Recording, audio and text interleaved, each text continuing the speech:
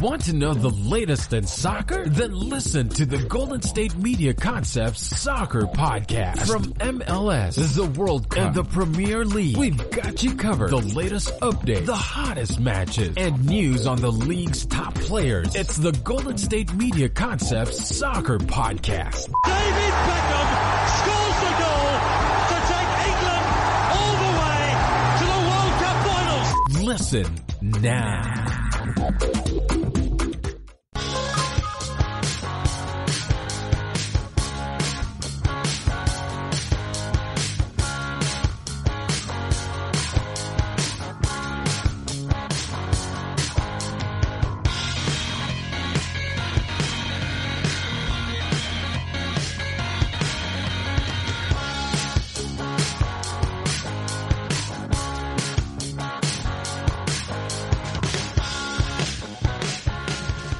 Thank you for tuning into the GSMC Soccer Podcast, brought to you by the GSMC Podcast Network. My name is Paul Hutchinson, I'm your host, and I'm delighted that you found us, and I hope that you find the next hour or so entertaining and informative about the world of football. What do we have for you today? Well, the first few segments are going to be Bundesliga forward, shall we say, and we'll round up the final game of the Bundesliga from the weekend, the Monday game that I wasn't able to cover on my Monday podcast. And then we'll also preview the games that are going to come up in round 27 of Bundesliga. Then we'll take a look at some of the news from around the world, especially regarding coronavirus and the response to that. Some fallout from the testings that's been happening, certainly in the Premier League. We'll also look at the transfer market and all of the toings and froings that might happen once the season is completed. And then finally, the section that I'm calling Around the World in 80 Soccer Moments. And this week we're going to focus on Leicester City's remarkable win in the Premier League some years ago.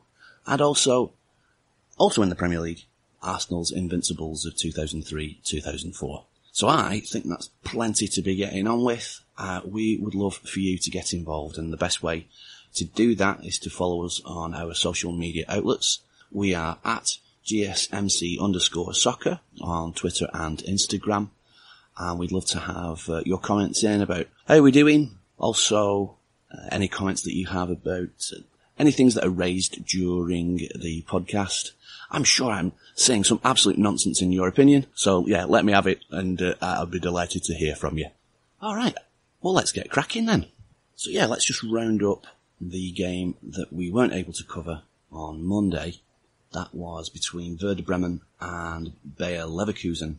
Yeah, the Werder Bremen, they're in trouble. They found themselves in quite a decent opportunity really to get themselves some points in terms of getting out of the relegation zone, with the teams around them drawing 0-0 with each other. But unfortunately they did not take that opportunity and became yet another of the teams that lost at home. There was only one winner of a home game throughout the entire round of games this weekend in the Bundesliga. They played Bayer Leverkusen, and they had certainly not come to mess around. Havertz in particular scored two really impressive headers. The first goal was good work on the right wing, and he was able to profit from a very searching cross, put the header the other side of the goalkeeper, and his other goal was another whipped in free kick. That was, I think, the thing that struck me the most about the weekend's games was the quality of crossing. Maybe wingers are having more time on the ball because people aren't up to full fitness right now, but Havertz was very clinical again with a header. Werder Bremen did actually equalise at one apiece with a corner that was met by Salesi, a defender that's dinked it in with his heel. He was able to equalise, but then it was all Bayer Leverkusen. They now are only 1 point away from fourth place, and Leipzig, who didn't win over the weekend, are really under pressure, and will come to their next game in a little moment's time. So yeah, 4-1 winners, Bayer Leverkusen, massively deserved. Okay, so let's move on then to the next round of games. We'll look at the first one, which comes up on Friday. So hopefully this will have come out before I watch this game. It is the Berlin Derby, Hertha versus Union. And I'm doing my very best not to say Union, by the way. It's Union. I believe I'm pronouncing that correctly. And yeah, they're playing on Friday. That kicks off at 11:30 Pacific time. They are right on top of each other. Union, who did come up last year, doing really well, but did get a bit of a lesson off Bayern Munich at the weekend. They travel to Hertha just across city. They'll look to be bouncing back after a fairly ordinary performance in honesty. They don't have any particular injury worries as far as I can ascertain, so they'll look to be solid, but they are not great away from home.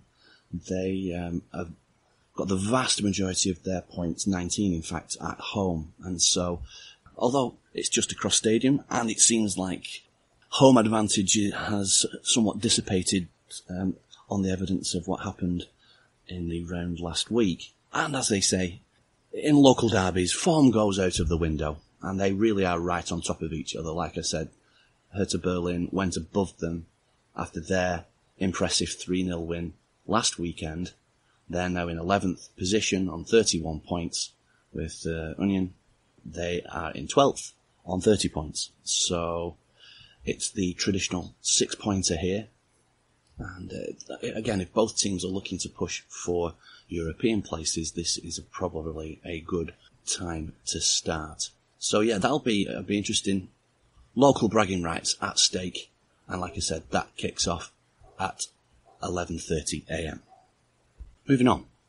And probably the game of the weekend, certainly the one with most riding on it, happens on Saturday at 6:30 a.m.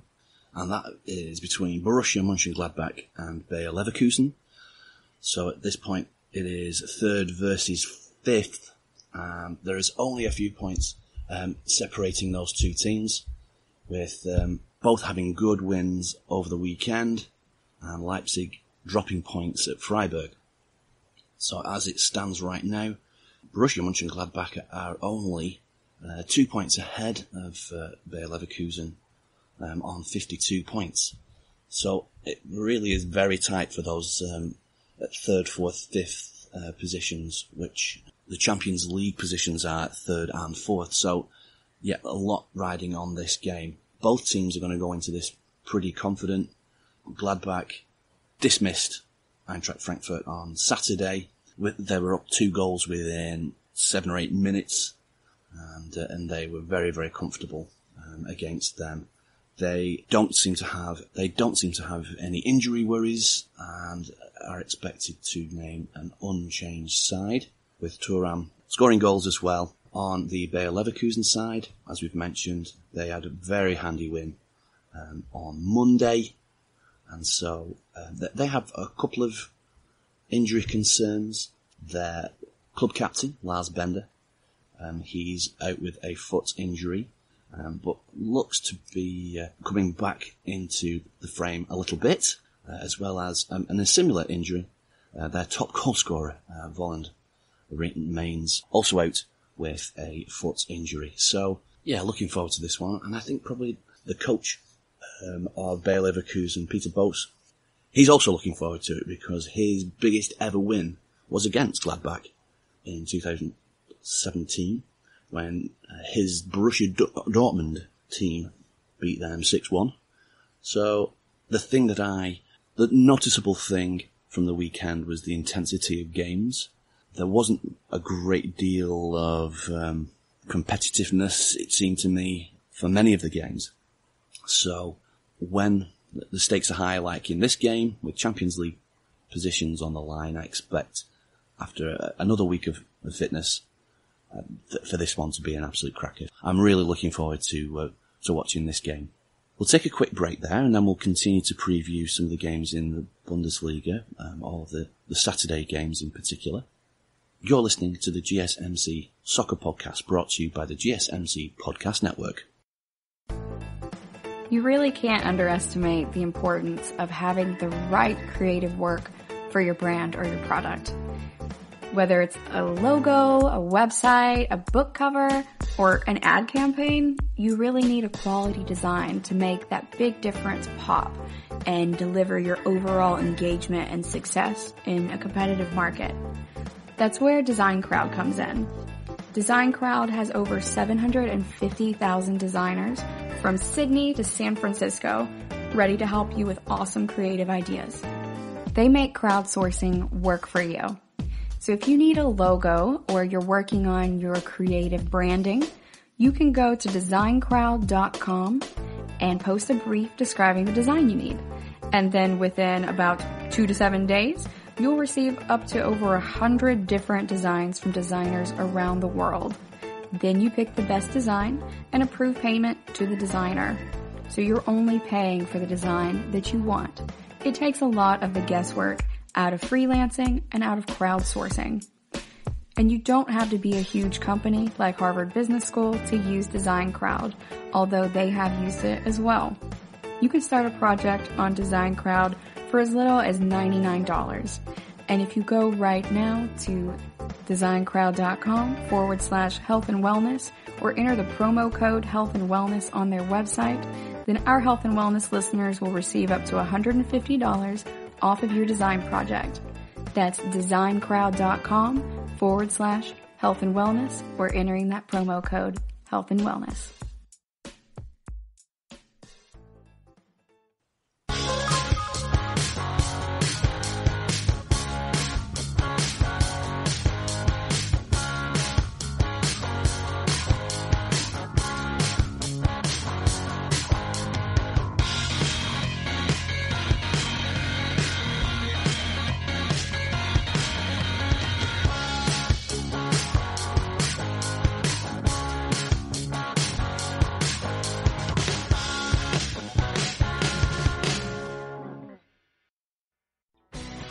Are you looking to get your college football fix? Looking to get the latest news on your favorite school's team? The GSMC College Football Podcast is your ticket to all things college football. Join us as we talk college football from the national championship, the college rivalries, the bowl game, to the Heisman Trophy. To which conference is the best? We've got you covered for the Big Ten, SEC, Big 12, the Pac-12, ACC, and everything in between. Download the GSMC College Football Podcast on iTunes, Stitcher, SoundCloud, Google Play, or anywhere you find podcasts. Just type GSMC in the search bar. Welcome back. In the previous section of the podcast, we looked at some of the games that are happening in the Bundesliga this weekend. And we're going to continue our preview of those round of games by looking at the Wolfsburg versus Borussia Dortmund game. Now, I said that the third versus fifth game might be the game of the weekend, but certainly the teams that might be in the best form right now are playing each other in second versus sixth clash, and that's also on Saturday at 6:30 a.m. Yeah, Wolfsburg, they're actually doing incredibly well and continuing their form before the break for the coronavirus. They're actually unbeaten in 7.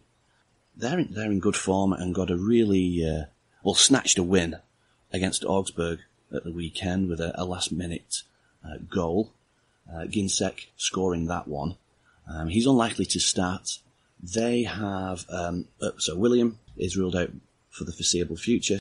As for Dortmund, even though they were without Royce, Witzel, Emre Can, and they decided not to play Sancho, they dealt with Schalke very handily at the weekend.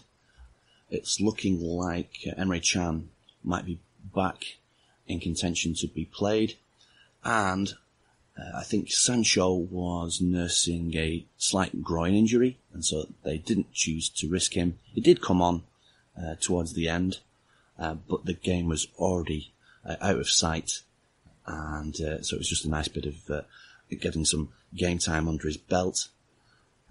So Sancho and Can are both expected to play, with both Dahoud and Delaney dropping out It was disappointing as well. It looked like that Gio Reyna was going to get a start against Schalke, but he pulled up lame in the warm-up and so had to be replaced.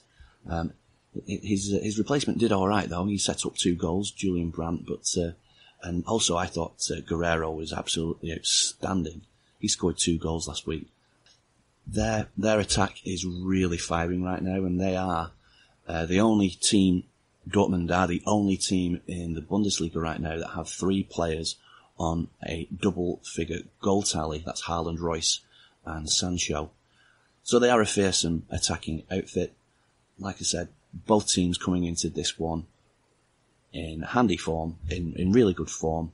So this should be a really exciting game. At the moment, Dortmund do have the wood over Wolfsburg and have beaten them 5 times in their last 5 games. And Wolfsburg have never lost 6 times consecutively to one opposition. Yeah, that's a record that they'll want to prevent from happening. Really looking forward to this game. Again, I think it's available on Fox Sports. Have a dig around. The way that the games are split up this weekend means that a lot of games are being shown live, which is great, as well with if you have access to the TUDN channel as well, you get to see a lot of the Bundesliga. Alright, moving on. Freiburg, they're at home to Werder Bremen, again at 6:30. Again, this is going to be shown on Fox Sports if you have access to that. And both of these teams coming into this after differing fortunes, shall we say, from the weekend. Freiburg had a really impressive draw against Leipzig, who were leading the whole thing for a good long while, but they have really come off the boil, and we'll talk a little bit more about them later on. Although Freiburg were under the pump, rather, during a lot of that game, they did come away with a very creditable 1-1 draw, and they found themselves in 7th. If they kick on, they could absolutely look to get into the Europa places, certainly. Freiburg, they might choose to rotate their squad slightly with Waldschmidt and Holler looking to be included in the starting 11. As for Werder Bremen, they were very disappointing indeed, really. They are struggling, they are really entrenched in those relegation spots right now, and they really do need to get some results together. In the previous game this season between these two teams, it was a 2-2 draw, and that was almost the signal for Werder Bremen to not really get too many points since then, really. They're expecting Davy Klaassen to come back after his suspension. After a little 20-minute cameo, Josh Sargent of US national team fame hopes maybe even to get a start. And why not, really? They should be looking to see who can score them some goals, because their situation really is pretty dire right now. So, yeah, US men's national team watch. Hopefully that Josh Sargent might very well be in line for a game, which would be great to see. All right, and finally on the Saturday early games, we have Bayern Munich playing Eintracht Frankfurt. And Bayern Munich, an absolute machine right now, really. Lewandowski, he scored 26 goals in 26 games. He's one of only 2 players to have ever done that. The other one being Gerd Muller, and he was pretty good. They've really turned their fortunes round since Flick was appointed as manager. They're scoring 3.1 goals a game, which is ridiculous. Lewandowski in that time has scored 13 goals. However, but this was a different time, Eintracht did actually win this fixture earlier in the season, granted at home, and they are actually one of only 4 teams that have beaten Bayern Munich this year. But this is an entirely different set of circumstances that Frankfurt find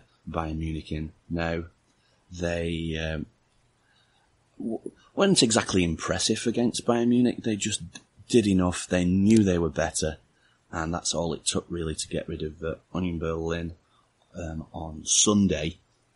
Another team that their form has really kind of tailed off since having beaten Bayern Munich. Eintracht Frankfurt now find themselves way, way down the table. I don't really see a great deal of hope for them. Bayern Munich buoyed by recent signings. They reckon that they're pretty much going to be at full tilt this weekend. It just reminds me actually, because Alphonso Davies, he signed a contract just recently. Just what a classy looking defender he looks, and I will look forward to seeing more from him this weekend. But yeah, don't really see Bayern Munich being troubled by Eintracht just this weekend. Bayern Munich, Eintracht Frankfurt, that is the late game at 9:30 on Saturday. Okay, we'll take a quick break there, and when we come back, we'll look at the three games that are going to be happening in different time slots on Sunday. You're listening to the GSMC Soccer Podcast, brought to you by the GSMC Podcast Network. You really can't underestimate the importance of having the right creative work for your brand or your product.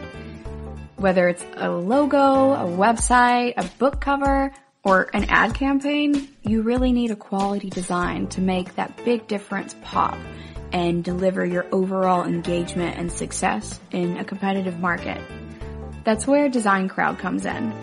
Design Crowd has over 750,000 designers from Sydney to San Francisco ready to help you with awesome creative ideas. They make crowdsourcing work for you. So if you need a logo or you're working on your creative branding, you can go to designcrowd.com and post a brief describing the design you need. And then within about 2 to 7 days, you'll receive up to over 100 different designs from designers around the world. Then you pick the best design and approve payment to the designer. So you're only paying for the design that you want. It takes a lot of the guesswork out of freelancing and out of crowdsourcing. And you don't have to be a huge company like Harvard Business School to use Design Crowd, although they have used it as well. You can start a project on Design Crowd for as little as $99. And if you go right now to designcrowd.com/health and wellness or enter the promo code health and wellness on their website, then our health and wellness listeners will receive up to $150 off of your design project. That's designcrowd.com/health and wellness or entering that promo code health and wellness. Tired of searching the vast jungle of podcasts? Now listen close and hear this out.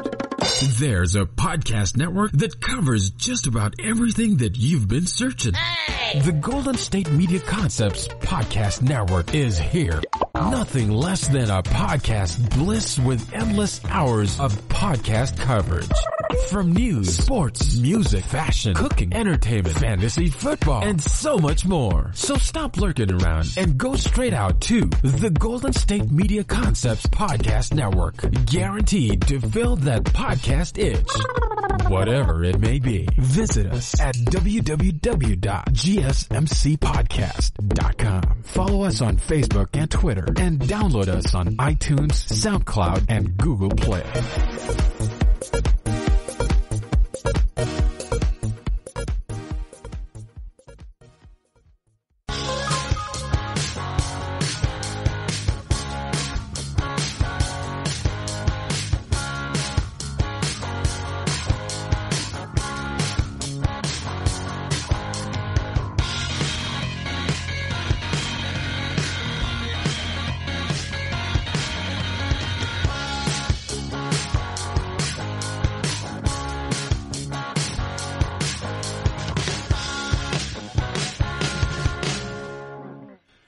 Welcome back.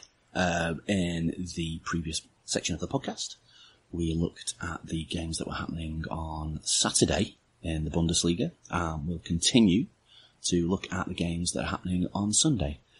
It's a Super Sunday in actual fact, because there's games in 3 different time slots, which means, you should you wish, you can get up at 4:30 to start your Bundesliga day, and the Schalke Augsburg match will be the game of choice at that time of the morning. So best of luck. I don't think I'm going to make it, I'll be honest, but please let me know if you do. I'll be very impressed. Yeah, that starts at 4:30, and that's Pacific Coast time, by the way. So, yeah. Schalke, they are currently in 6th, and great things were expected of them, in honesty, but they did not play very well at all against Borussia Dortmund. And, got a good stuffing in actual fact, 4-0. I was expecting much better, I have to say. It was a regional derby as well. In actual fact, if you look at the stats, they're not doing all that great. They are currently in the longest winless run in any team in the Bundesliga right now, because they've not won in 8 games.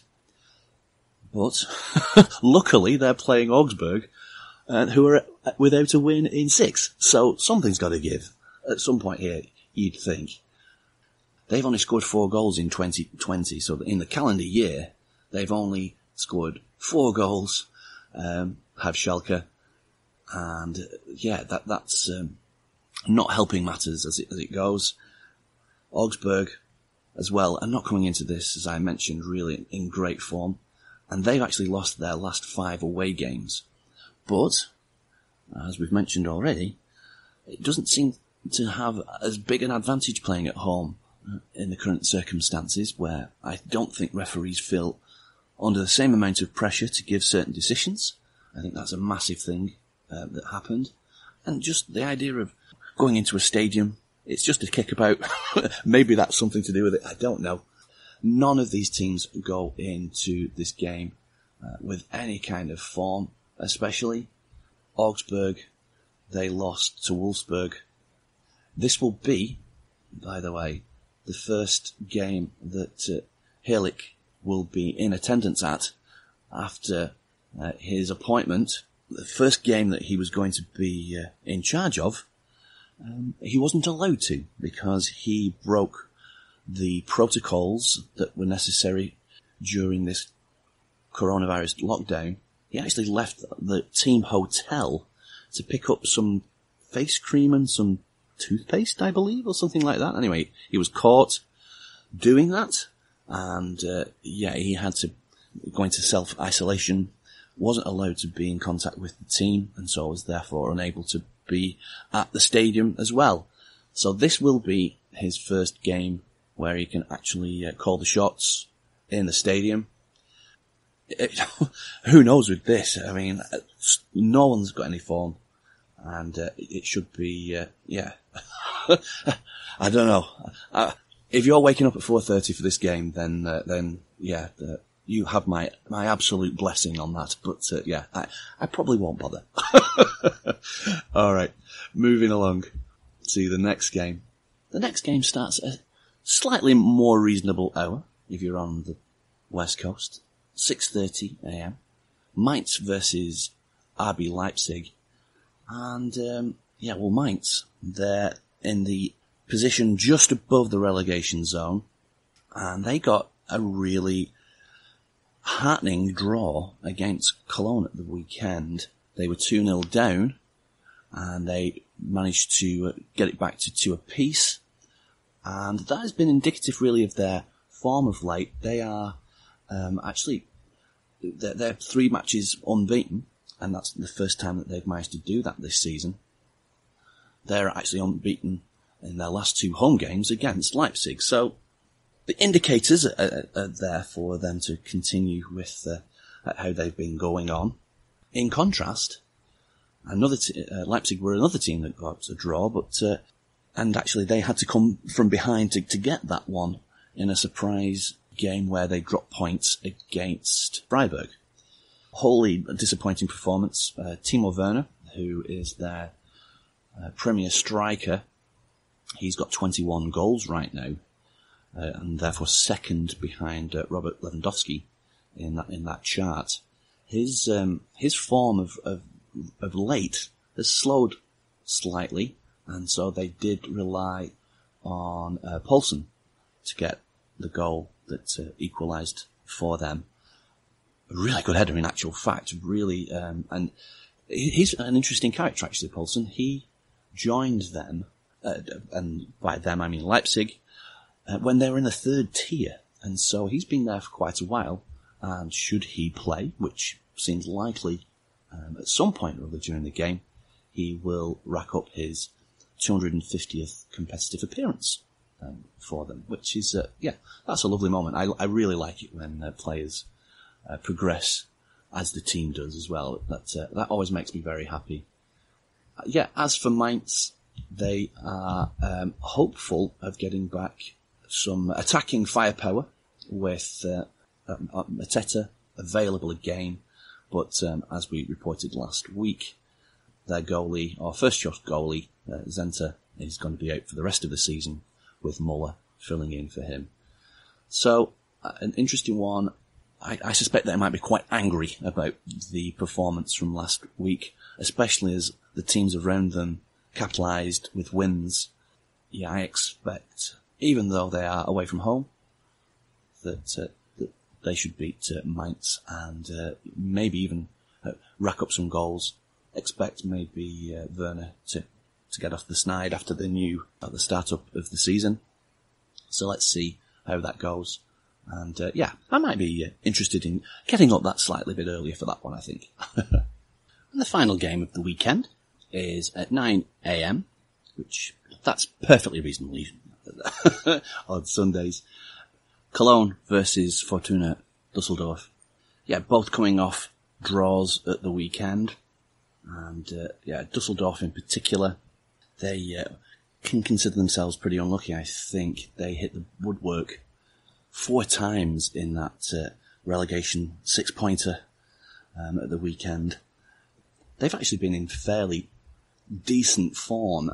They are currently enjoying a 4-match unbeaten run, which is their first one in 16 months. Unfortunately, though, that their top goal scorer, Hennings, hasn't scored in the last 9 games, and so he really needs to shape in order for them to rescue the situation they currently find themselves. Cologne, although they allowed a 2-goal lead to evaporate at the weekend, they are actually in pretty decent form, and they had just got themselves out of the relegation zone, put a bit of a run together, and now find themselves 10 points clear of that situation. Although, they have lost their last 2 games. The good news for them is that no team having a 10-point cushion from the relegation zone at this point of the season has ever gone down. They will take great heart, I think, from that.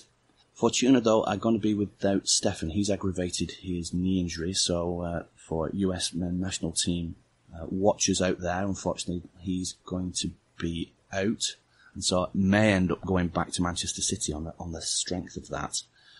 And then Morales, who is a midfielder for the US national team, he is looking to push for a starting berth in the midfield. He got a sub-appearance in the game last week. So that's what's happening with all of that. There's a lot of games that are available to watch this weekend in the Bundesliga. I'll be really interested to hear your thoughts on any of the games that are coming up, your hopes and dreams for your teams if you've decided to pick a team in the Bundesliga. And we'll be back on Monday with a review of what happened in the games this weekend, as well as there's going to be some midweek games that we can look forward to as well. The Die Klassiker is going to happen during the week, and we will look forward to that as well in the next podcast. We'll leave it there, and then when we come back, we'll talk about some of the news that's happening around the world in all of the different leagues, especially as it pertains to coronavirus. You're listening to the GSMC Soccer Podcast, brought to you by the GSMC Podcast Network.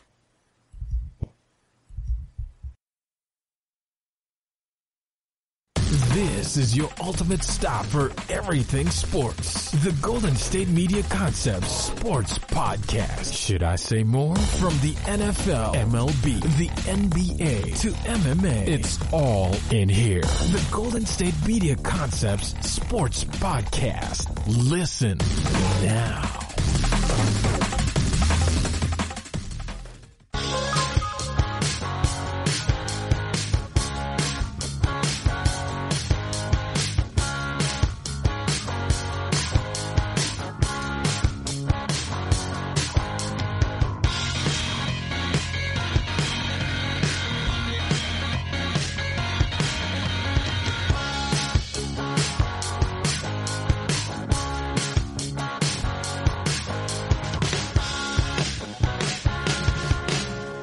Welcome back. In the previous sections of the podcast, we look forward to the next round of Bundesliga games. So nice to have some football to talk about.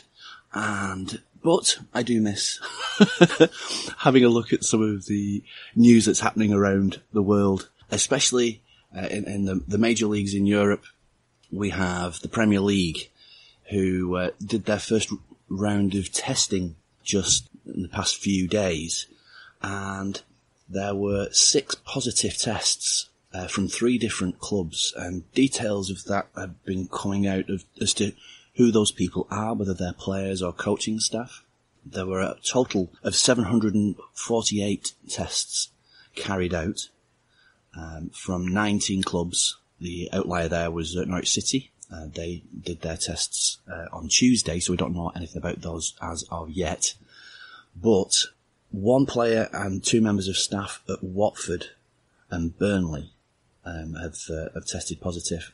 One of them being the assistant manager, Ian Wan, which I think came as a complete surprise to him, as he was asymptomatic, but now obviously he's going to be away from the team. He's going to self-isolate. That's also been the case for people at Watford. And Troy Deeney, I think even before the positive tests had come out at his club, had come out to say that he's not going to rejoin with the squad.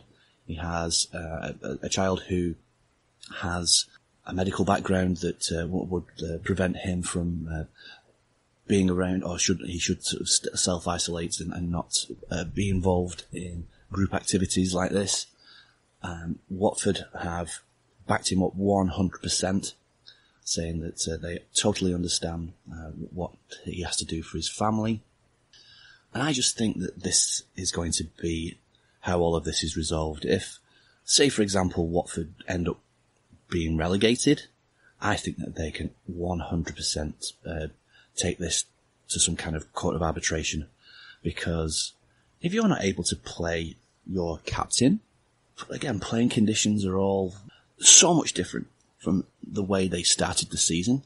I just can't see how, with all of the money that's riding on positions in the Premier League these days, how you could possibly justify relegation in these circumstances. Watford defender Mariappa is one of the 3 people who tested positive at the club. Among the other people that have declined to go back to training, which Premier League clubs can do right now in small groups, is N'Golo Kante. He missed training over coronavirus fears and again had the total backing of the club, and Frank Lampard has come out and said that he does not disagree. So it's just a messy situation right now. We'll see how these continuing testings go. I mean, I don't know how many positive tests it's going to take for this thing to be called, but it's not an ideal situation, obviously.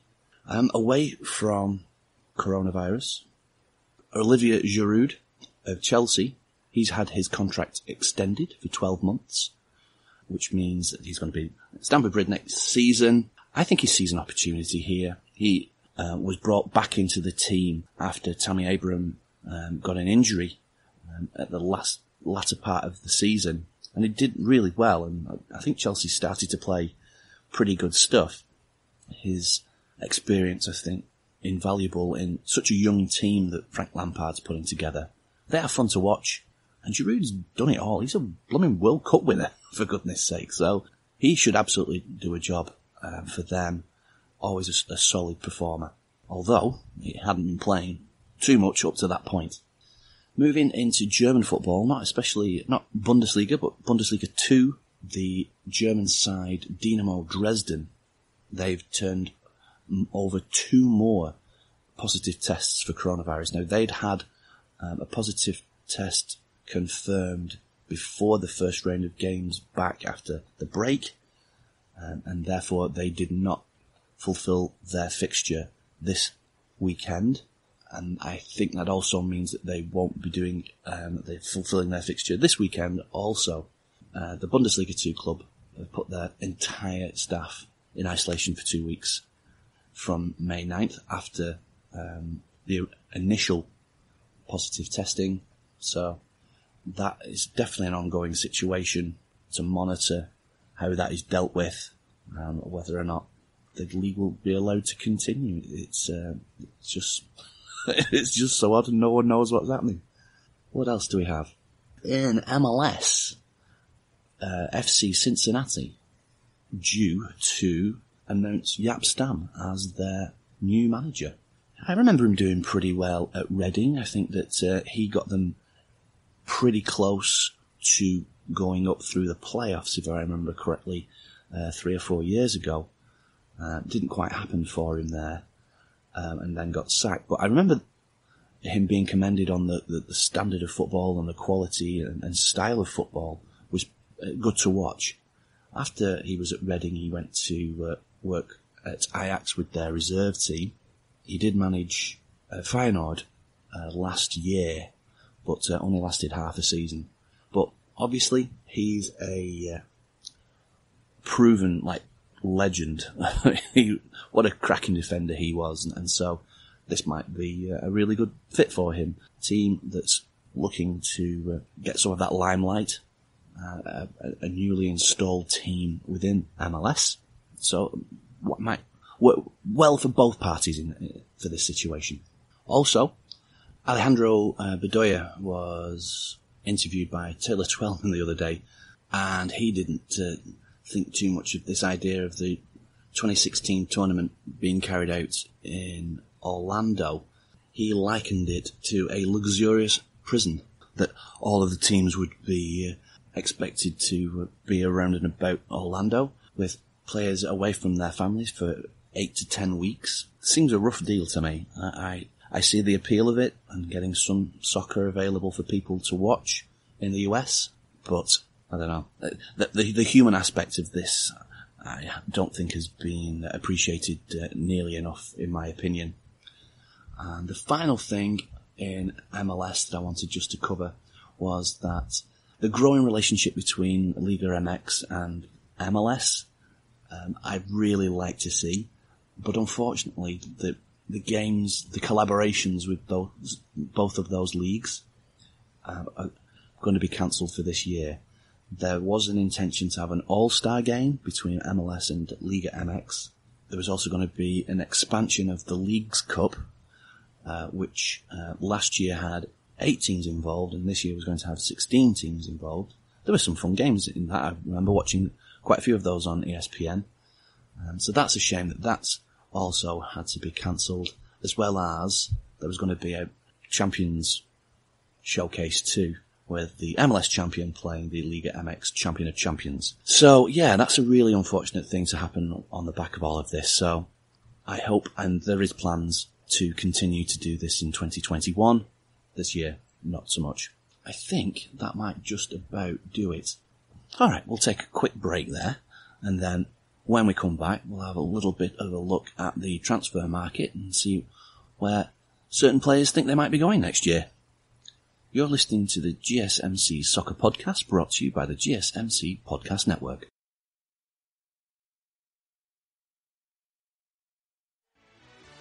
Are you looking for help for your fantasy football team? Check out the GSMC Fantasy Football Podcast. Get today's best advice on who to start, who to sit, even who you should draft. From sleeper picks to red hot lineups, they got it all covered for you. That's gsmcpodcast.com/fantasy-football-podcast. We'll cover traditional leagues, dynasty, PPR, even IDP leagues. When you need fantasy help, there's just one show to hit up. Don't forget to like them on Facebook and follow them on Twitter. Visit gsmcpodcast.com for more info.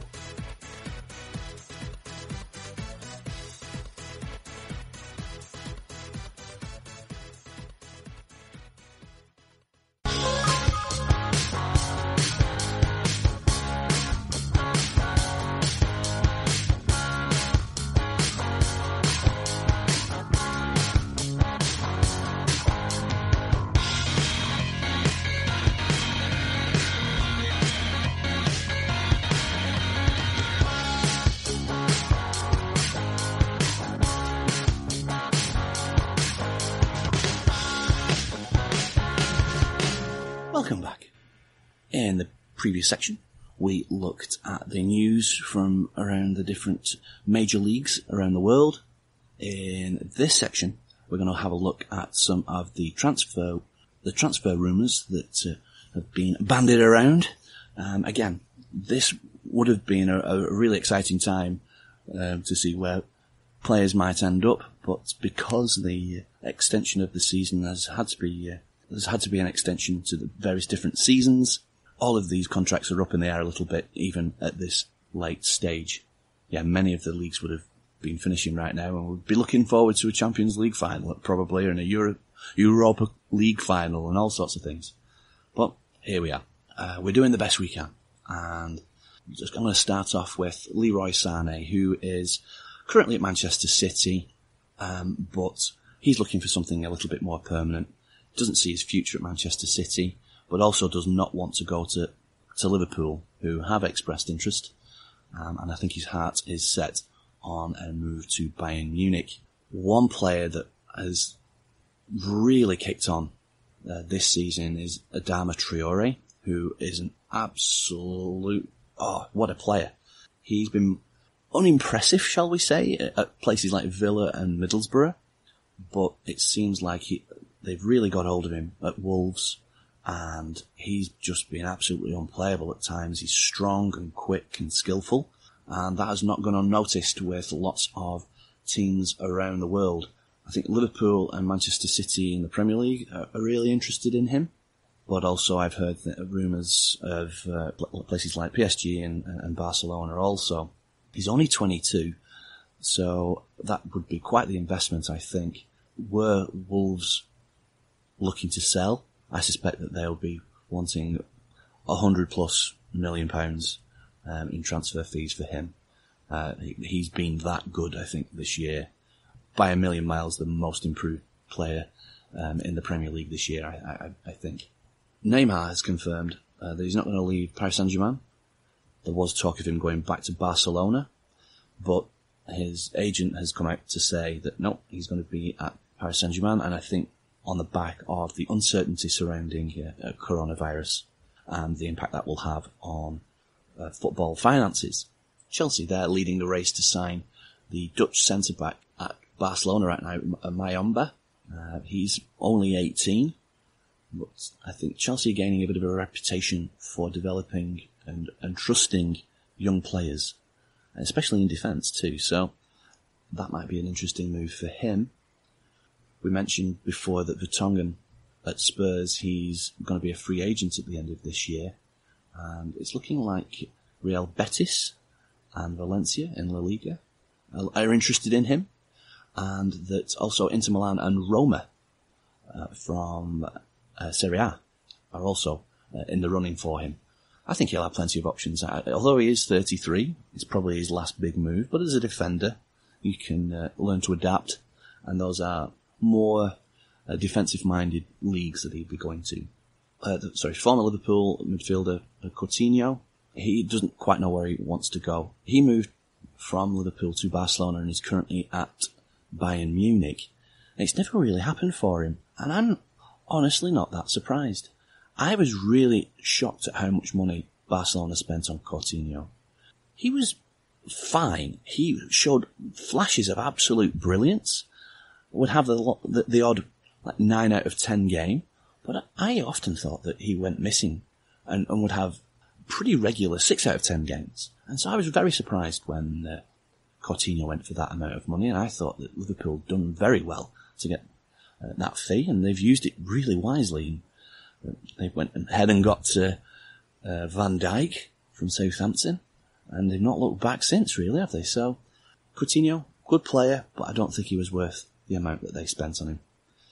Arsenal are looking to buy Justin Kluivert, who is the son of Patrick, from Roma.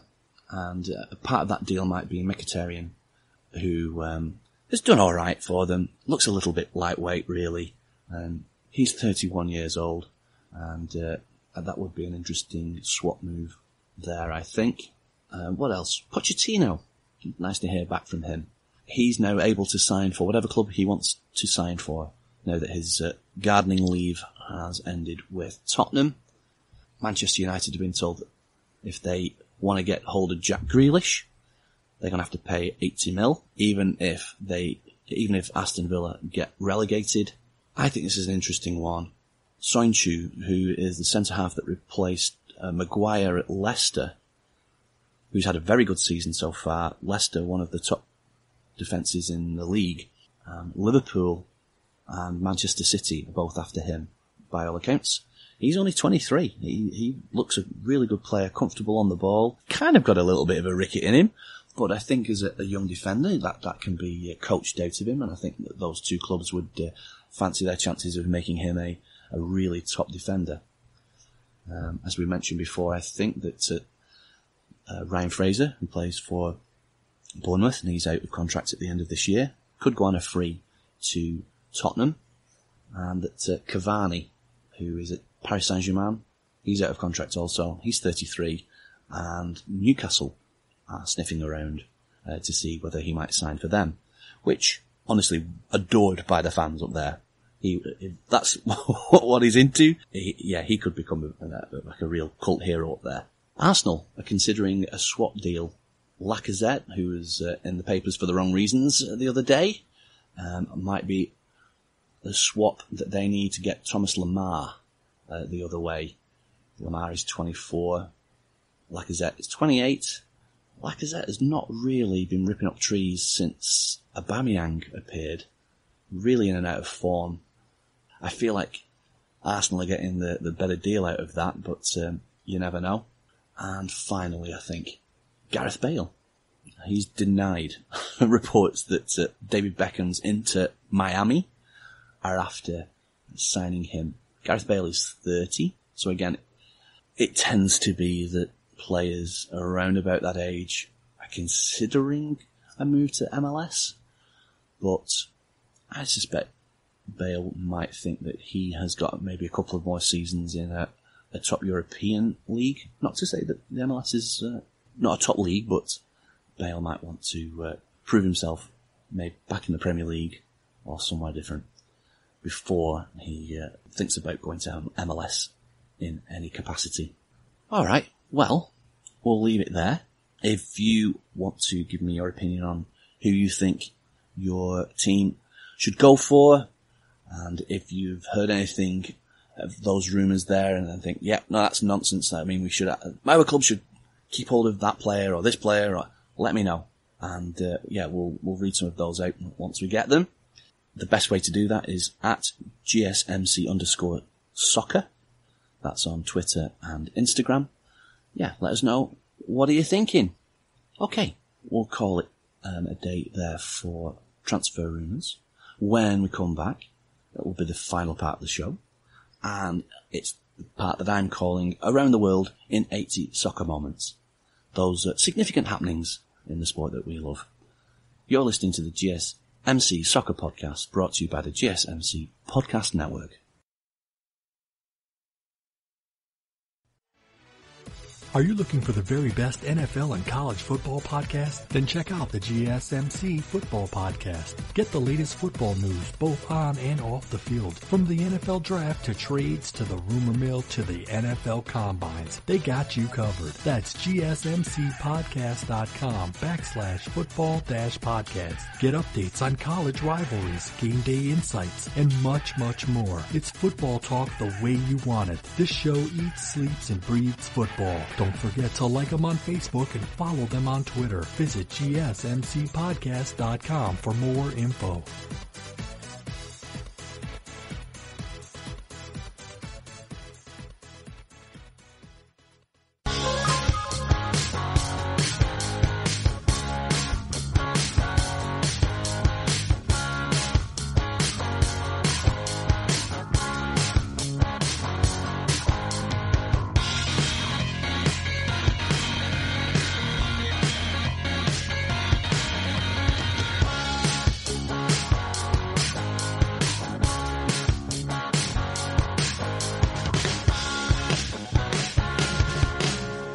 Welcome back. In the previous section, we looked at transfer rumours and the possibilities of what might happen for the various different players once the transfer window opens up.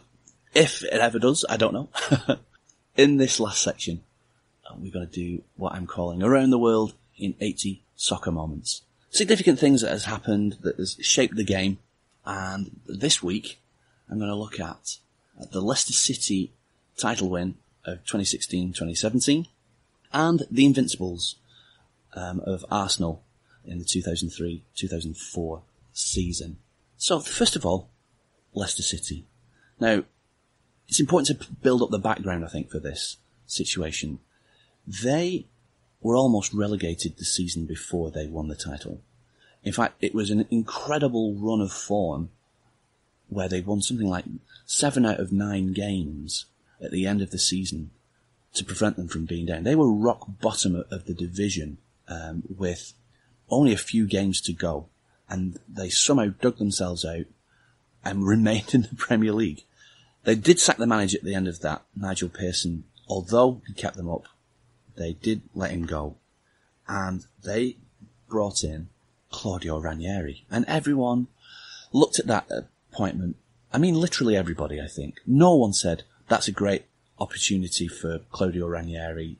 No one thought they'll really kick on with Claudio. And so no one expected anything, particularly of them. I remember watching Match of the Day on the first game of the season, and Leicester played Sunderland that day, and they were the first up. I'm like, this has got to, I mean, why I'm watching this? The first game of the season is Leicester versus Sunderland. It was an absolute classic. I think they came back and won, 4-3 or something like that in the first game of the season. And it started from there, really. They had a very solid start to the season. Nothing's too spectacular. They weren't at the top of the league. They were thereabouts. Not getting beaten was the key. And so they were maintaining the form that they'd started at the end of the last campaign. They just kept getting results. And they were competing as a team, and that was the crucial difference of Leicester's campaign, that they didn't rotate the squad too much. They had a settled side. They had Jamie Vardy that was banging them in from all angles. He went on a run of something like 12 games where he would score consecutive matches, beating Ruud van Nistelrooy's Premier League record. I just remember that all the way through the season, all the pundits were saying, they're going to tail off. They're going to tail off. Okay, they might get Champions League. Okay, yeah, they've definitely got Champions League now. And each time, no one would commit to, they might win this blooming league. They were famously 5,000 to 1 outsiders to win the league. And plenty of Leicester fans actually had a little pop at that. But no one in the right mind thought that they would do anything like this. It was an absolutely glorious campaign. Everyone was behind them. I didn't have my team in the Premier League, and they were fun to watch. The game that I think in most people's minds decided that they might actually do this is when they went to Manchester City and beat them handily. from there on in, I think the only team they lost to the entire year was Arsenal. They lost to them twice, somehow. But they just ground out the results, and they got the odd win, late goals. It was all there. And it was just such a magnificent thing for everyone to share in. It gave you a little bit of hope that you didn't need to spend billions of pounds on your team, that teamwork and good organisation could get you through. And Ranieri ended up winning the Premier League that he tried to do at Chelsea with all the millions that they had on offer and wasn't able to do it. So, just fantastic. And one of the most, in recent memory, one of the great achievements, I think, in football. Just brilliant. And there were so many really great stories around it. People did place bets on that going at 5,000 to 1 to win the Premier League. And I remember listening to, there's one nurse who had the betting slip that she got 5,000 to 1 and just pinned it to her board at work in the break room at work. It had just been left there, and she could just trust people enough to kind of say, here it is. This is how much I believe in my team. And everyone was absolutely delighted for her. She put maybe a tenner on it, I think, or something like that. So, £50,000. And you get the bonus of seeing your team win, and whatever happens for Leicester, and they've had a good season this year too, they will always, always have that. And as a Bolton fan, very jealous. We are the similar sized town tradition in Bolton, and to see a team like that gives hope. It really does. Just joyous. An absolutely joyous thing. Alright.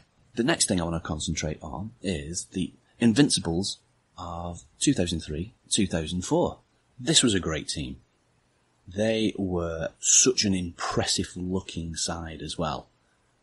At the time I was a Bolton Wanderers season ticket holder, and whenever you played them, you knew it was just going to be really hard fought. And when you saw them warming up on the field, you were struck by how solid and big of a team they were. They went unbeaten for the entire season, which hadn't been done in the Premier League, certainly. It had been done in the 19th century team called Preston North End, one of the first champions of the English League, managed to do it. But in those days, the league was only 12 teams, and so they were able to do it in 22 games. They went 38 games without defeat, and they were up against a Alex Ferguson Manchester United, who at that time were a dynasty. They were absolutely one of the great champion teams, having just won the treble in 99. That was a good team. For them to have gone the distance was a real testament. But to be fair, they did have an absolutely unbelievable team. So you had the likes of Thierry Henry, who was, you just couldn't stop him. In that period, he was just unplayable. You had Robert Pires. You had Patrick Vieira. You had Dennis Bergkamp. You had Sol Campbell at the back. So all of these players were at the peak of their powers too.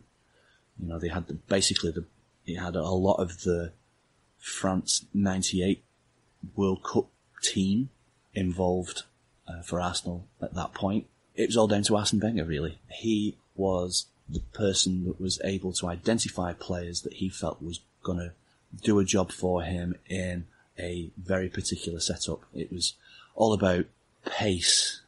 It was all about making the right pass at the right time. It was all about being relentless. He did an unbelievable job, because when he first arrived, Arsene Wenger at Arsenal, a lot of people were very sneering about him, including Alex Ferguson, who was very derisory about the place where he had most of his managerial experience in. He's come from Japan, was spat out, I think, in one interview. But he revolutionised Arsenal Football Club, and this culminated really in this season going undefeated in all games, going 49 games unbeaten. I hang out with a lot of Arsenal fans at the place where I watch my soccer, and the chant of 49, 49 undefeated often rings around the bar at silly times in the morning. Much revered by their fans, this achievement. And of course they went on to win it. There's some criticism that they drew 12, but I think that just shows that, they were never beaten. Get results when perhaps they didn't deserve them, but that's how you have to do it sometimes when it comes to title-winning teams. Brilliant squad of players. One of my moments around the world in 80 soccer moments for this week. I think we'll leave it there. Thank you for making it this far in the podcast. I really appreciate it. If there's anything that you've heard in this podcast that you'd like to comment on, I'd really like to hear you. The best way to do that is at GSMC_soccer on Twitter and Instagram. Let us know what you think. I would really appreciate some feedback as well. I'll be back on Monday for the roundup of the last of the games that are coming up in the Bundesliga. And thanks again so much. If you get the opportunity, please give us a follow and maybe rate and review some of the podcasts on however you listen to your podcasts. We would really appreciate that. And so, until next time, thanks very much again, and stay safe. You've been listening to the Golden State Media Concepts Soccer Podcast, part of the Golden State Media Concepts Podcast Network. You can find this show and others like it at www.gsmcpodcast.com. Download our podcast on iTunes, Stitcher, SoundCloud, and Google Play. Just type in GSMC to find all the shows from the Golden State Media Concepts Podcast Network. From movies to music, from sports to entertainment, and even weird news. You can also follow us on Twitter and on Facebook. Thank you, and we hope you have enjoyed today's program.